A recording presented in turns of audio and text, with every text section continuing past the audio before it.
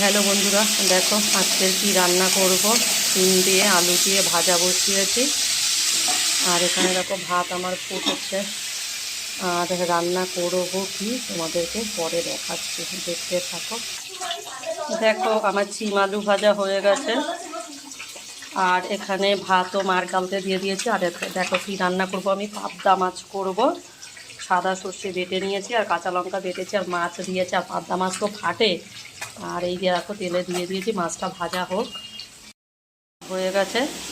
আর আমি তেলের মধ্যে সর্ষে বাটা, পরিমাণ মতো নুন আর হলুদ দিয়ে দিয়েছি। এবার এটাকে একটু ভাজা ভাজা করে নিয়ে তারপরে আমি জলটা দেবো এর মধ্যে। দেখতে থাকো তোমরা।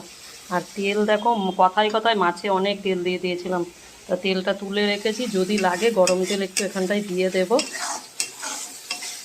মনে হয় না তেল লাগবে, কেন তেল একটু কম খাওয়াই ভালো, বেশি তেল খাওয়া। আর বিকালে খিচুড়ি আছে না সরস্বতী পুজোর, ওই সবাই ঘরের মধ্যে এসেছিলো, বাজার হাট করতে যেতে হবে। আর ওই তালে গলে বোতলে তেল পড়ে গেছে কড়াইতে, বেশি বোতল থেকে। দেখো তেল উঠে গেছে।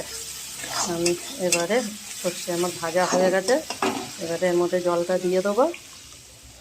ফুটে গেলে মাছগুলো, যে দেখো মাছগুলো দিয়ে দেবো, একটু ফুটে নিই। দেখো ঝোল ফুটে গেলে মাছ দিয়ে দিয়েছি। এবারে ভালো করে ফুটিয়ে নিলেই রেডি হয়ে যাবে আমার সর্ষে পাবদা।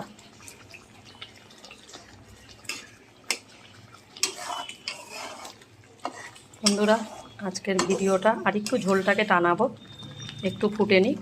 আর আজকের ভিডিওটা তোমাদের কেমন লাগলো একটু